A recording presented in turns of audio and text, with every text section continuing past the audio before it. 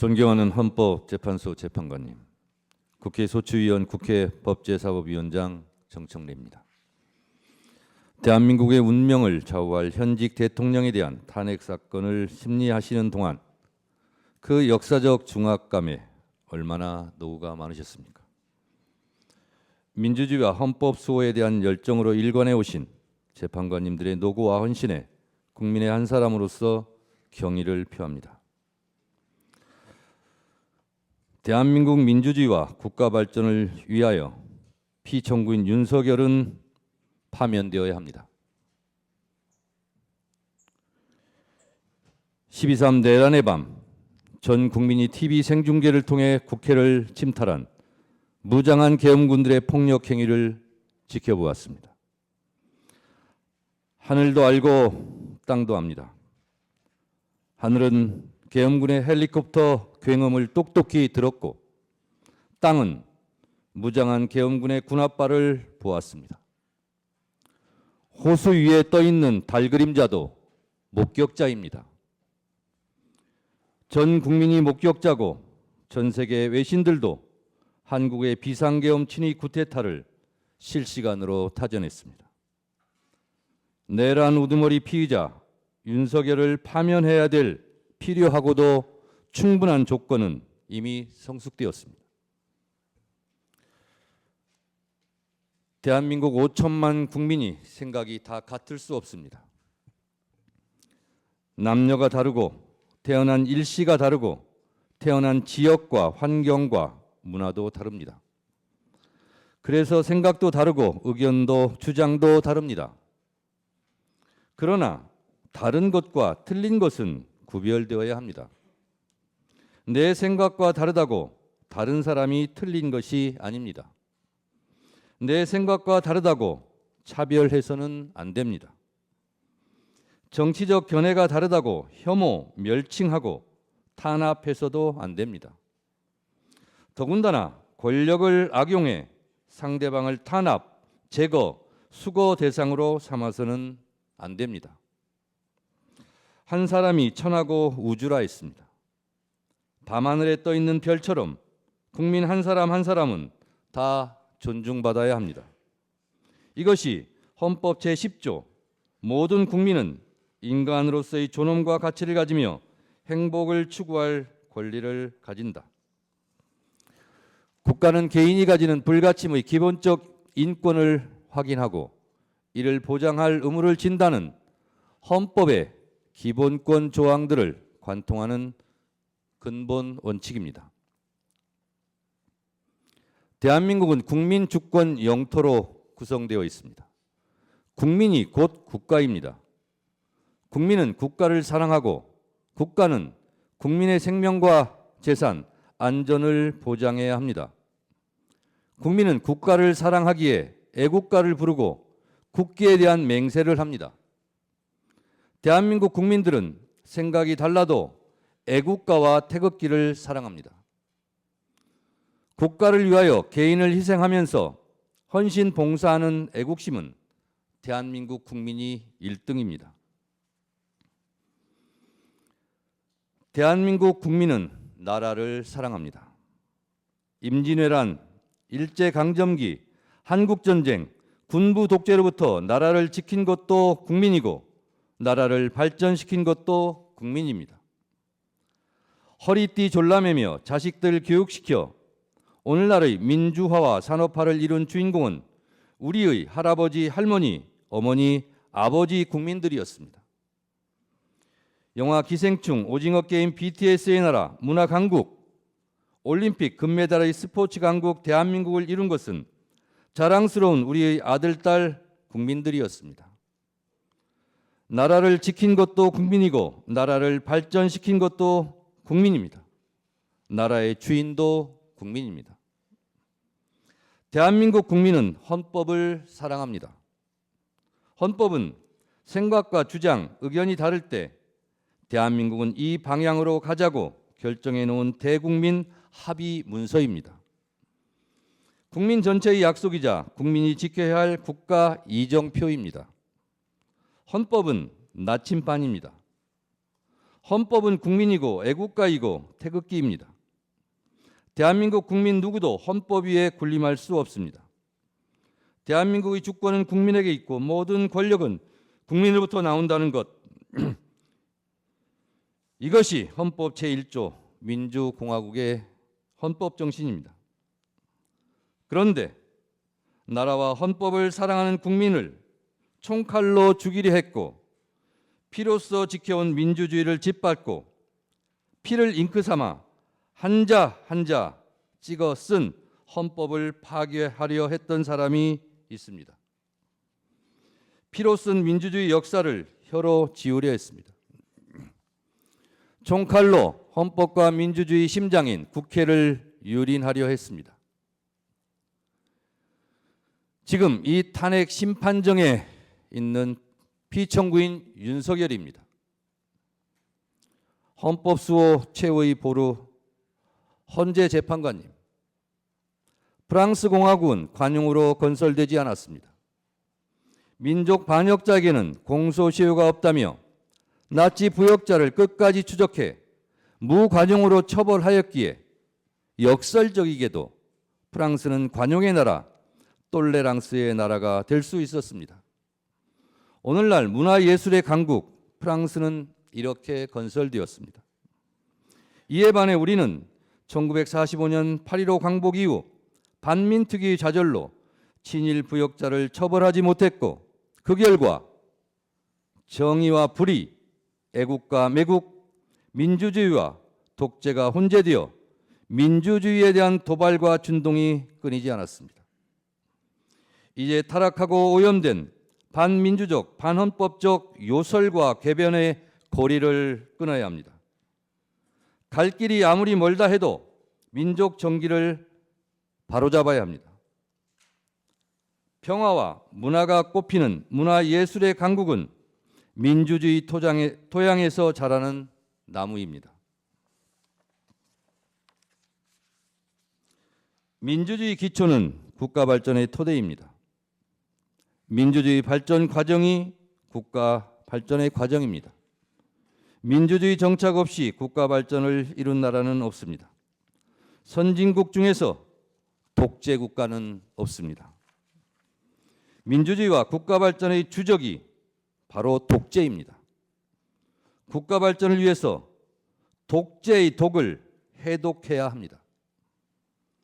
독재의 전형적 모습이 비상계엄, 내란, 그리고 영구 집권 음모입니다.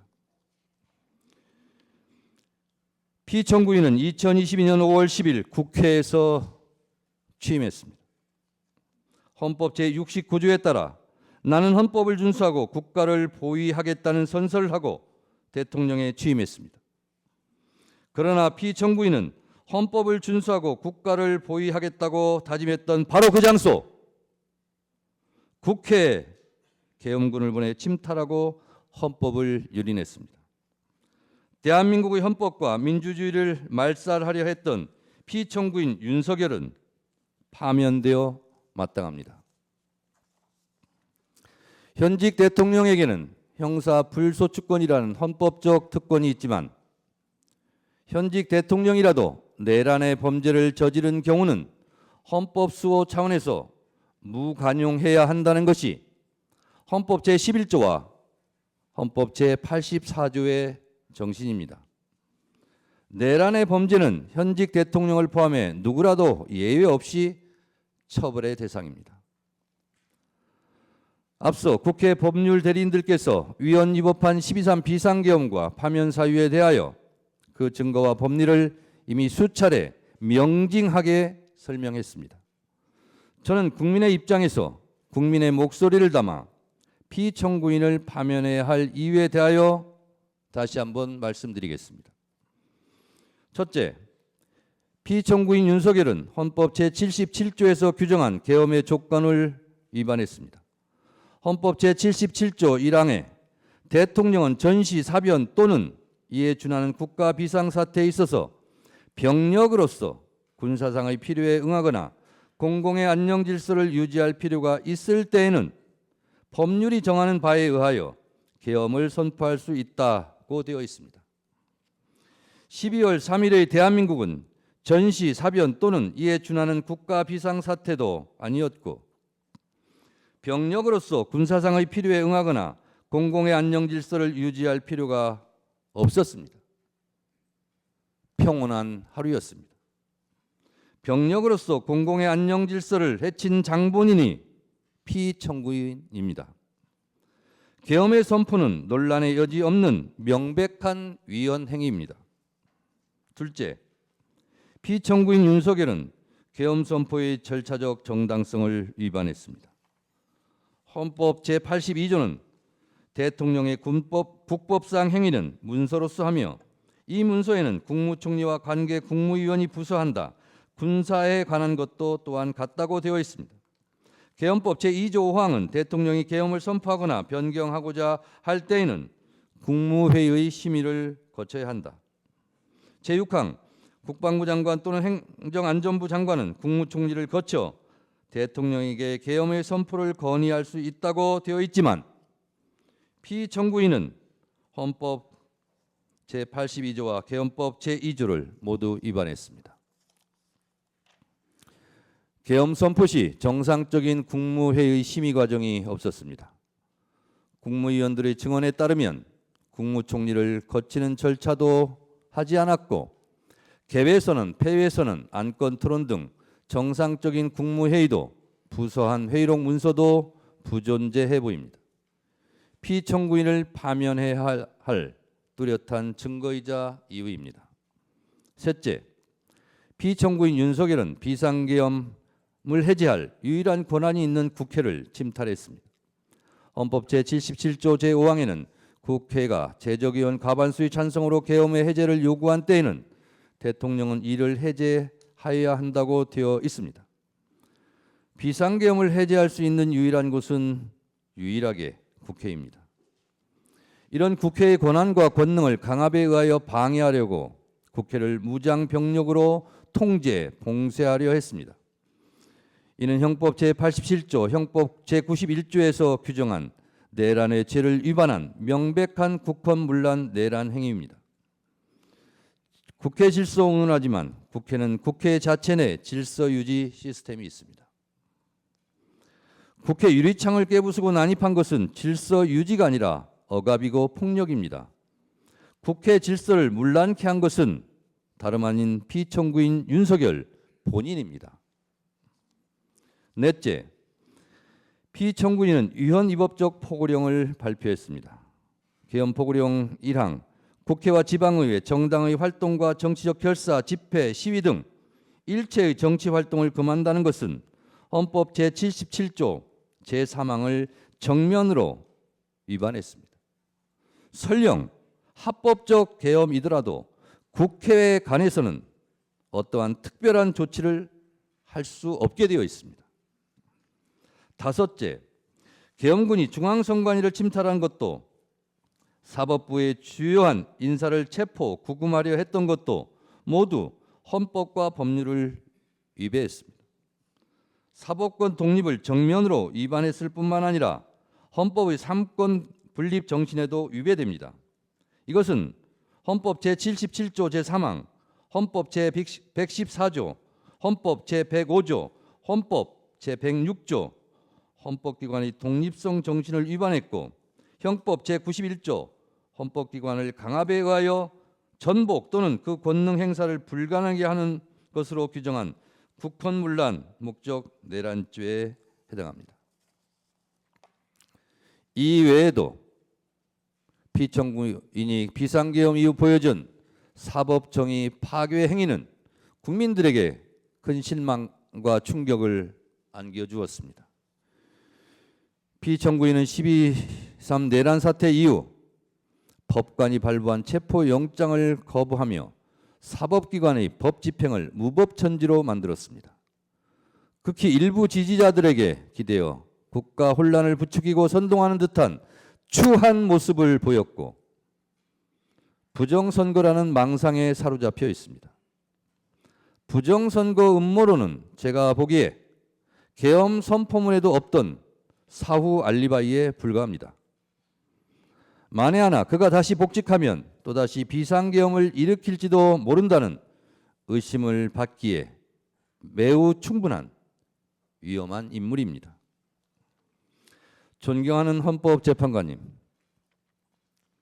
피청구인 윤석열에 대한 헌법과 법률 위반 행위는 두 차례의 준비 절차와 오늘 11차 변론 기일에 이르기까지 엄격한 심리를 거친 서증과 영상, 16명 증인들의 증언에 의하여 충분히 입증되었다고 생각합니다.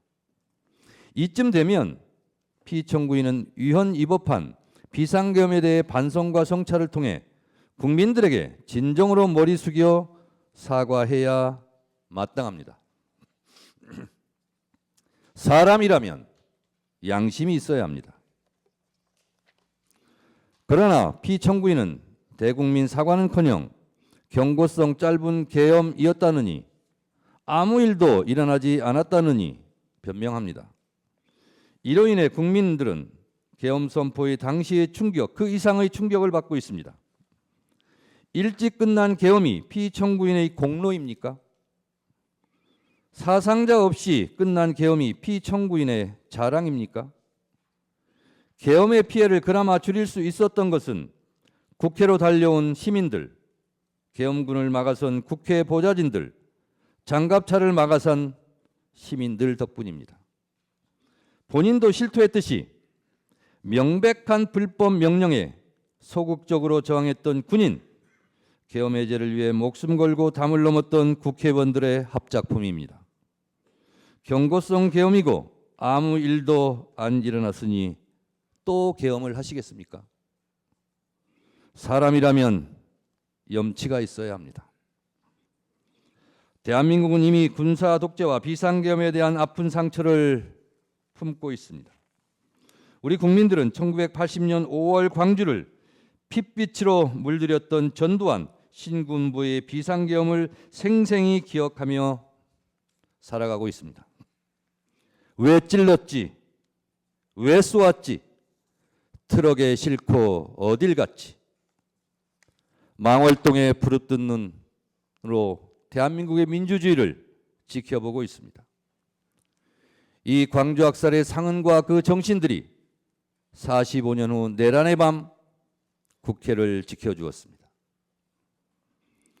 노벨문학상 수상자 한강 작가의 말처럼 과거가 현재를 도왔고 죽은 자가 산 자를 구했습니다. 민주헌법 지킴이 헌재 재판관님, 피청구인은 비상계엄 긴급 담화문에서 국회는 범죄자 집단의 소굴이 되었고 자유민주주의 체제 전복을 기도하고 있고 국회가 자유민주주의 체제를 붕괴시키는 괴물이 된 것 같다. 대한민국이 당장 무너져도 이상하지 않을 정도 풍전등화의 운명에 처해 있다. 우리 국민의 자유와 행복을 약탈하고 있는 파렴치한 종북 반국가 세력들을 일거에 척결하고 자유 헌정 질서를 지키기 위해 비상계엄을 선포한다고 했습니다. 피청구인에게 묻고 싶습니다.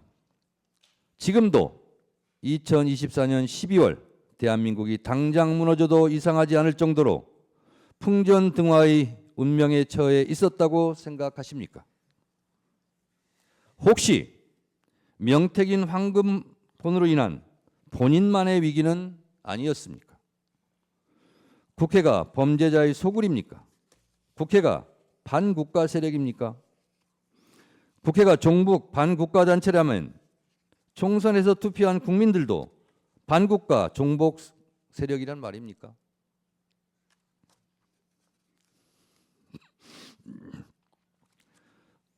국가 예산 편성권은 행정부에 있고 예산 심의 의결권은 국회의 권한입니다. 용처를 소명하지 못해 국민 혈세 낭비로 지목되었던 검찰 특수활동비를 삭감했다고 계엄을 한다면 과학기술 분야 R&D 예산을 대폭 삭감한 피청구인은 누가 응징해야 합니까? 1%도 되지 않는 국가 예산을 깎았다고 비상계엄을 한다면 매년 비상계엄을 해야 하는데 헌재에서 탄핵이 기각되면 또 비상계엄을 할 작정입니까? 위헌 위법한 고위직 공무원들을 탄핵할 권한은 국회에 있습니다.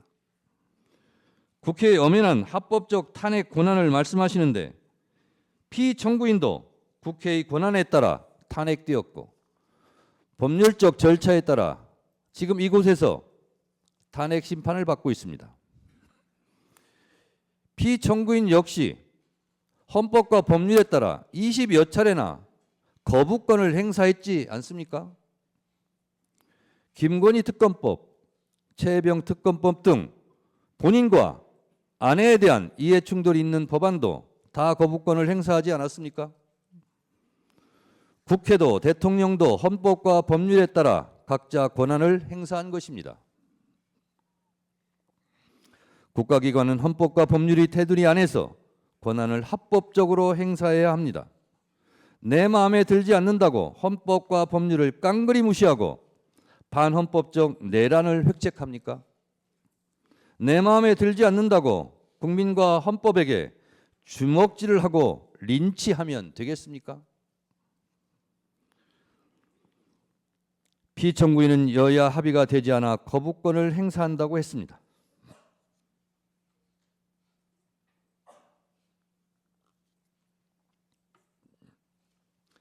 여야 합의는 헌법과 국회법 어느 법에도 존재하지 않습니다. 이런 생각 자체가 반헌법적입니다. 총선 때 한 표라도 한 석이라도 더 얻으려 노력하는 이유는 헌법 제49조에서 규정한 국회 의사결정은 다수결로 하라는 헌법적 명령이 있기 때문입니다. 여야 합의가 법 통과의 전제 조건이라면 이는 총선 민의를 부정하고 왜곡하는 반헌법적 반법률적 언동입니다. 대의민주주의 헌법 부정입니다. 뭐하러 총선합니까? 존경하는 재판관님, 피청구인은 경고성 계엄이고 아무 일도 일어나지 않았다고 가상현실에 있는 사람처럼 말합니다. 본인은 체포 지시를 하지 않았다며 전 국정원 홍장원 1차장과 전 곽종근 특전사령관의 공작이라고 주장합니다. 누구보다 피청구인에게 충직했던 두 사람이 무슨 이유로 피청구인을 모함한다는 말입니까? 피청구인으로부터 직접 지시를 들은 사람이 두 사람만의 증언도 아닌데 들은 사람들 모두 공작에 가담했다는 것입니까? 이게 가능합니까? 국회 내란국조특위에서 노영훈 방첩사 수사실장은 군사경찰의 미결 수용소라는 정상적인 구금시설이 있음에도 비원 벙커를 확인하는 것 자체가 정상적이지 않았다고 증언했고, 김대우 전 방첩사 수사단장은 이재명, 우원식, 한동훈 3명에 집중하라는 지시를 받았느냐는 질의에 네! 라고 분명하게 답했습니다. 또한 이곳 재판부에서 유일하게 직권으로 채택한 증인인 조성현 수방사 제1경비단장은 역시 내부에 들어가서 의원들을 끌어내라는 지시를 들었다고 똑똑히 증언했습니다.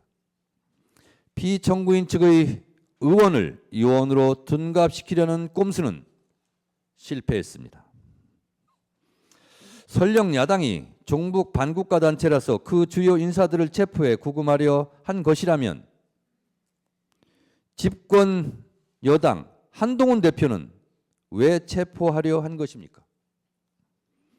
결국 피청구인은 반국가 세력이라는 허울을 씌워 내 마음에 들지 않는 인사들의 씨를 말려버리려 했던 것은 아닙니까? 이들을 모두 수거하고 영구 집권을 꿈꿨던 것 아닙니까? 노상원 수첩은 또 무엇입니까? 노상원 수첩, 잠자리 폭발물 화학약품, 치밀한 수거 계획이라는 섬뜩한 내용입니다. 살해 암시, 노상원 수첩의 문재인, 유시민 등 500명 확인 사살, 정치인, 법조인, 방송인, 스포츠인 전방위 겨냥, 포승줄로 수집수 보내, 모든 좌파 세력 붕괴. 언론 보도의 제목들입니다. 평생 축구밖에 모르는 차범근 감독은 왜 해치려 했습니까? 차범근 감독은 저는 축구를 사랑하고 축구가 아닌 다른 일이나 가치에 대해선 관심과 욕심이 없다. 내 이름이 그 수첩에 왜 적혀 있는지 황당하고 놀라울 따름이라며 저는 평화와 사랑, 행복 같은 말들이 내 삶에 채워지는 노년을 보내고 싶다고 말했습니다. 이제 몽상에 빠져있던 권력자가 무너뜨리려 한 평화로운 일상을 회복해야 합니다. 피청구인은 아무 일도 일어나지 않았다고 강변하지만 많은 일이 일어났고 계엄의 피해는 엄청납니다. 국민들은 아직도 내란성 스트레스로 잠 못 들고 서부지법 폭동 사태와 같은 끔찍한 사태를 목도했습니다. 헌법수호의 최후의 보루인 헌법재판소까지 테러 위협을 받고 있습니다. 피청구인이 저지른 내란으로 국민들은 서로 적으로 규정하고 심리적 내전 상태에 빠져 있습니다. 존경하는 헌재 재판관님, 대한민국은 수출로 먹고 사는 나라입니다. 대외 의존성이 높은 경제 구도상 국가 안정이 곧 경제고 평화가 곧 경제입니다. 민주주의 선진국 대한민국을 불안한 시선으로 보고 있는 전 세계에 우리의 민주주의 회복 능력을 보여주어야 합니다. 하루빨리 내란을 극복하고 국정을 안정시키는 것이 그 출발점입니다. 계엄에 따른 국정 혼란과 불안감으로 인한 피해가 너무도 큽니다. 1차 탄핵소추안이 부결된 직후인 12월 9일 코스피와 코스닥은 연중 최저치를 기록했습니다. 계엄 선포 한마디에 시가총액 140조 원이 사라졌습니다. 계엄 이후 환율은 급등했고 내수 경기도 꽁꽁 얼어붙었습니다. 아무 일도 일어나지 않았다는 피청구인의 말과 달리 계엄의 후폭풍은 컸습니다. 건물마다 임대문이, 안내문이 나붙고 식당 주인은 손님이 없다며 아우성치며 폐업을 고민합니다. 오늘 최후 변론서를 작성하겠다고 국민의 목소리를 댓글로 달라고 했더니 한 분이 댓글을 달아주셨습니다. 수천 명의 목소리 중에 한 목소리입니다. 저에게 보내온 한 소상공인 사장님의 읍소입니다. 제조, 도매 자영업자입니다. 12.3 이후로 급 주문 한학으로 재정난에 시달리다가 2월을 끝으로 직원 3명을 부득이하게 내보내고 가족 4명이 어렵게 운영 중입니다. 지난 1년 동안 워낙 어려워도 직원들 월급은 마이너스 통장으로 어찌어찌 채워졌는데 계엄 이후로는 IMF보다 심각한 것 같아요. 50년 동안 지켜봤던 공장 문 닫게 생겼습니다. 이것이 고통스러운 국민들의 목소리입니다. 국익 추구가 최종 목표인 외교적 피해가 막심합니다. 미국 정부는 비상계엄 발표가 미국 정부의 사전에 통보되지 않았다는 점에서 당혹과 우려를 표했습니다. 트럼프 행정부와의 초기 정상외교 골든타임을 놓쳤습니다. 2024년 12월로 예정되었던 일본 나카타니 겐 방위 대신의 방한, 2025년 연초로 예정되었던 이시바 시게루 일본 총리의 방안이 취소되었습니다. EU와 유럽 국가들은 한국의 민주주의 훼손에 대하여 우려를 표하고 있고 스웨덴 총리 방안이 취소되고 2025년 상반기로 예정되어 있던 마크롱 프랑스 대통령의 방안도 연기되는 등 국격 실추에 따른 피해가 너무도 큽니다.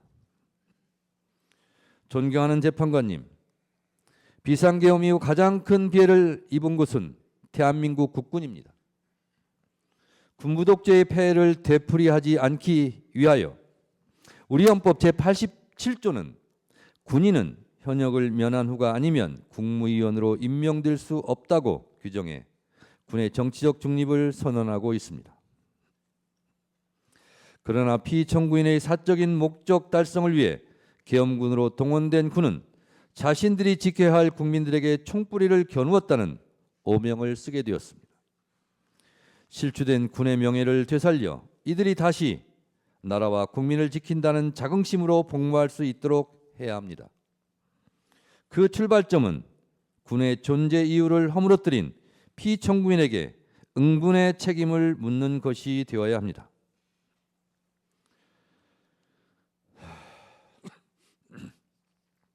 존경하는 헌법재판관님들, 저는 12월 3일 밤 10시 50분경 비상계엄 긴급 속보를 보고 살떨리는 두려움을 안고 국회 후문 담장을 넘었습니다. 계엄군이 먼저 진을 치고 있다가 체포 연행하지는 않을지 두려웠습니다. 국회 운동장 근처에서 본청으로 한 발짝씩 내디딜 때마다 36년 전 1988년 9월의 밤이 마치 어젯밤 악몽처럼 떠올랐습니다. 새벽 1시 안기부에 잡혀 지금도 알 수 없는 서울 을지로 어디매쯤 한 호텔로 끌려가 수건으로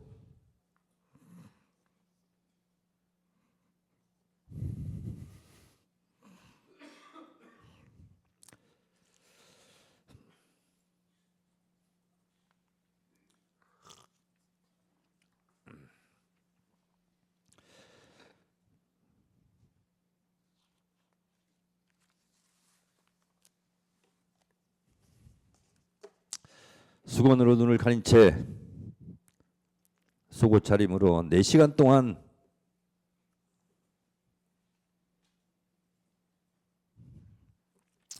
주먹질, 발길질로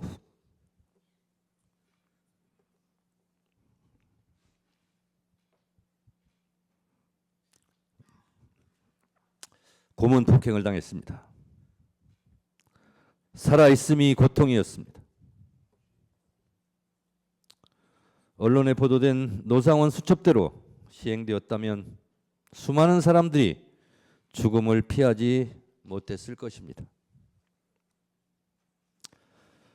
존경하는 재판관님, 대한민국은 세계가 놀랄 만큼 한국 현대사 100년 동안 왕조 국가에서 민주주의 국가로, 원조를 받던 나라에서 원조를 해주는 나라로, 문화예술의 강국으로 발전해 왔습니다. 지금 이 시각에도 코리안 드림을 꿈꾸며 지구촌 곳곳 한국어 학당에서 한국어를 배우려는 사람들이 줄을 서고 있습니다. 정치, 경제, 외교적으로도 대한민국은 유수의 민주주의 선진국이 되었고 군사적으로도 세계 6위의 강대국이 되었습니다. 백범 김구 선생이 꿈꾸었던 문화가 꽃피는 나라가 되었습니다. 우리 국민들은 그동안 외국의 어떤 나라도 북한도 감히 흔들 수 없는 나라라고 자부해 왔습니다. 이런 자랑스러운 나라에서 현직 대통령에 의해서 국회가 계엄군에 의해 침탈당하고 정적을 제거하기 위해 친위 쿠데타를 일으키는 끔찍한 일이 생길 줄은 꿈에도 상상할 수 없었습니다. 피청구인 윤석열은 지금도 비상계엄이 고도의 통치 행위라며 반성과 성찰을 거부한 채 계엄과 내란을 정당화시키는 궤변과 요소를 늘어놓고 있습니다. 그를 파면함으로써 하루빨리 대한민국을 정상으로 돌려놓아야 합니다. 존경하는 헌법재판관님, 헌법재판소는 헌법수호의 최후의 보루이며 국민주권을 지키는 마지막 방파제입니다. 피청구인의 반헌법적 내란 행위는 민주주의 근간을 뒤흔드는 중대한 위헌적 시도였으며 국민의 자유와 권리를 본질적으로 침해하는 반헌법적 도발이었습니다. 피청구인은 군 통수권자로 부여받은 막강한 권한을 남용하여 군과 경찰을 사유하는 중대한 위헌 행위를 저질렀습니다.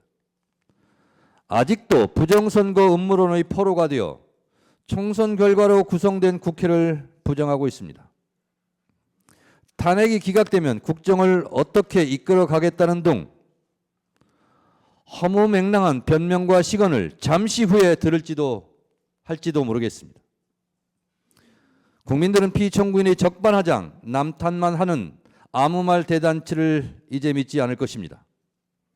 콩으로 매주를 쓴다 한들 누가 믿겠습니까? 피청구인의 말에 속지 맙시다. 무신분립이라 했습니다. 신뢰를 잃은 대통령은 국민 앞에 다시 설 수 없습니다. 민심은 바다와 같아서 배를 띄울 수도 뒤집어 엎을 수도 있습니다. 피청구인에게서 민심은 떠났습니다. 피청구인의 반헌법적 내란 행위는 주권자인 국민에 대한 명백한 배신이었습니다.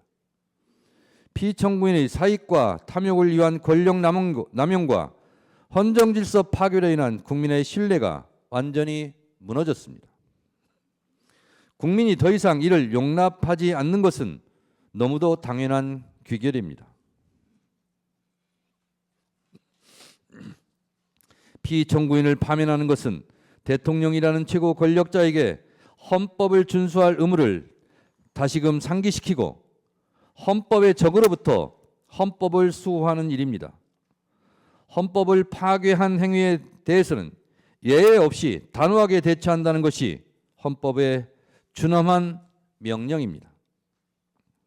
민주주의 적은 민주주의로 물리치고 헌법의 적은 헌법으로 물리쳐야 합니다. 대통령의 탄핵은 결코 가볍게 결정되어서는 안 되지만 헌법과 법률이 정한 요건이 충족되고 헌법 질서를 지키기 위한 불가피한 선택이라면 이는 반드시 이루어져야 합니다. 지금 우리에게 필요한 것은 헌법 위에 군림하려는 무소불위의 왕이 아니라 절제 권력자도 잘못하면 벌을 받는다는 일반 상식입니다. 대통령에 대한 파면 결정은 사적 감정의 정치 보복이나 정치적 공격이 아니라 오직 헌법과 법치주의를 회복하기 위한 헌법 수호자의 결단입니다. 피청구인 윤석열에 대한 파면 결정은 대한민국 민주주의 놀라운 회복력을 보여주는 동시에 대한민국 헌법이 살아있고 현실에서 작동하는 실질 규범이라는 점을 보여주는 역사의 기록이 될 것입니다. 존경하는 헌법재판관님, 피청구인은 이제 대한민국의 대통령직을 유지할 자격이 없습니다. 국민들 마음속의 대통령이 아닙니다. 우리 국민은 헌법의 적은 헌법으로 막았습니다. 민주주의 적도 민주주의로 지켜냈습니다. 대통령 윤석열을 파면함으로써 헌법 수호의 의지를 보여주시기 바랍니다. 피청구인에 대한 파면으로 얻을 국가적 이익이 압도적으로 큽니다. 필연은 우연의 옷을 입고 나타난다고 했습니다. 비상계엄이 몽상가의 우연한 돌출 행동이었다면 내란 극복은 국민들이 이뤄낸 필연입니다. 그 필연이 대한민국 민주주의 저력입니다. 내란 극복은 나라를 사랑하는 국민들의 민주주의에 대한 필연적 본능과 자구책, 한 땀 한 땀 노력의 결과였습니다. 이제 내란을 극복하고 국정을 안정시켜 미래로 나가야 합니다.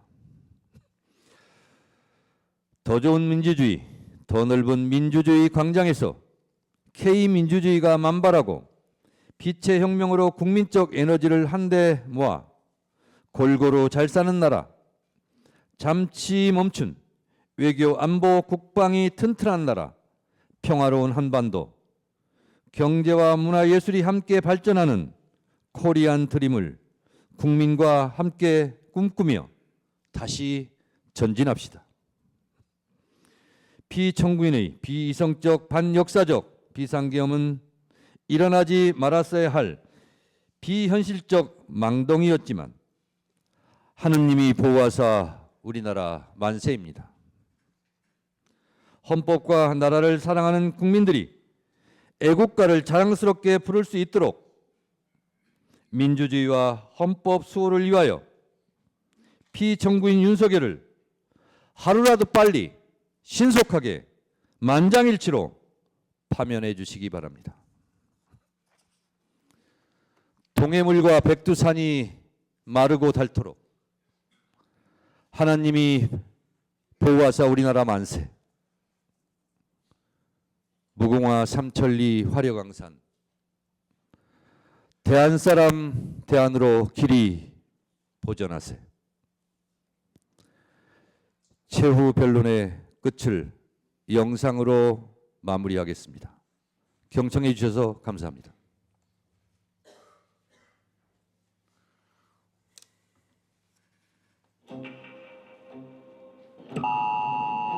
친애하는 국민 여러분, 반국가 세력들을 일거에 척결하고 자유 헌정 질서를 지키기 위해 비상계엄을 선포합니다.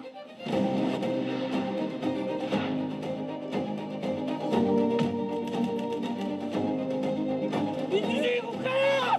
국회로 왜 못 들어가게? 계엄이 아무리 선포돼도 국회는 열려야지.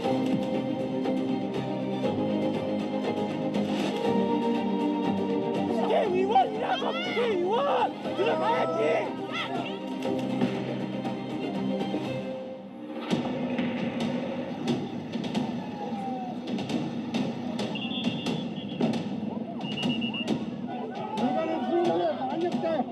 너희들 역사의 반역자가 되는 거라고. 이거 막으라고.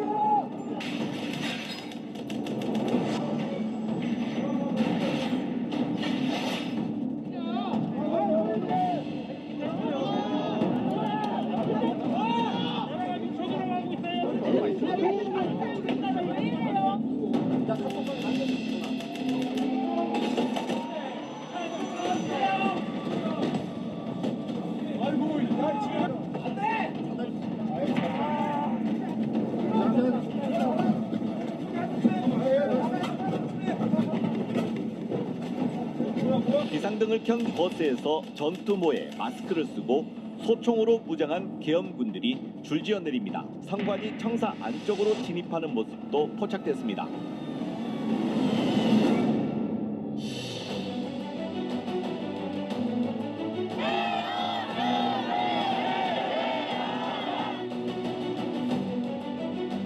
재석 190인 중 찬성 190인으로서 비상계엄 해제 요구 결의안은 가결되었음을 선포합니다. 이제 비상계엄 선포는 무효입니다. 따라서 군경은 즉시 국회 경내를 나가 자신의 자리로 돌아가기 바랍니다.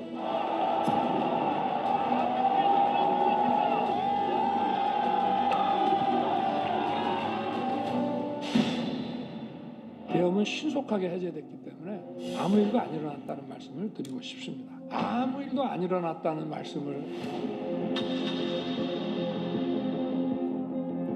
올해 한국경제는 사면 초과 위기 속에 출마저 가시밭길로 주가가 2,400선까지 밀렸고 지난 12월 취업자 수가 46개월 만에 감소세로 돌아섰는데 사람이 밀지도 않았어요. 작년에 비해서 한 30% 정도 줄었다고 보시면 돼요. 저도 여기 지금 가게를 내놓은 상태예요.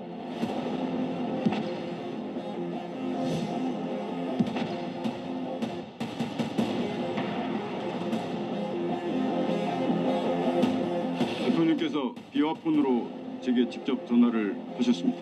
의결 정족수가 아직 안 채워진 것 같다. 빨리 문을 부수고 들어가서 안에 있는 인원들을 끄집어내라. 원장님, 제가 대통령님으로부터 전화를 받았습니다. 대통령께서 방첩사를 지원하라고 합니다. 방첩사에서 지금 이재명하고 한동훈을 잡으러 다닌답니다. 00시 50분에서 01시 사이에 보안폰으로 전화하셨습니다. 화상회의를 했는데 대통령님께서 문을 부셔서라도 국회의원을 끄집어내라고 말씀하셨어. 전기라도 필요하면 끊어라. 계엄군은 일반 조명과 비상 조명을 차례로 단전했습니다. 이재명 대표님 있었고 야당 원내대표 있었고, 그러니까 지금 위원장이 보니까 위원장이 생각이 나고, 김명수 전 대법원장, 그리고 권순일 대법관. 부검시설 관련된 지시와 체포와 관련된 지시는 제가 예인영 사령관으로부터 직접 지시를 받았습니다. 국무회의 자체가 많은 절차적, 실체적 흠결을 가지고 있었다, 그렇게 생각하고요. 저도 역시 우려를 표명했죠. 저는 국무회의라고 보기는 어렵다고 생각합니다. 기획재정부 장관이라고 부르셨고요. 그 자리에서 그 옆에서 누군가가 저한테 그 참고 자료라고 전달했습니다. 본인이 대통령으로부터 직접 쪽지를 받은 것은 맞다. 맞습니다. 동원된 실판수가 몇 발인지 알고 계십니까? 예, 저희가 파악해서 약 18만여 말로 저희 국정조사위원회에 보고를 해줍니다. 네. 국회의원들이 모이고 있단다. 뭐 150명을 넘으면 안 된단다. 막아라.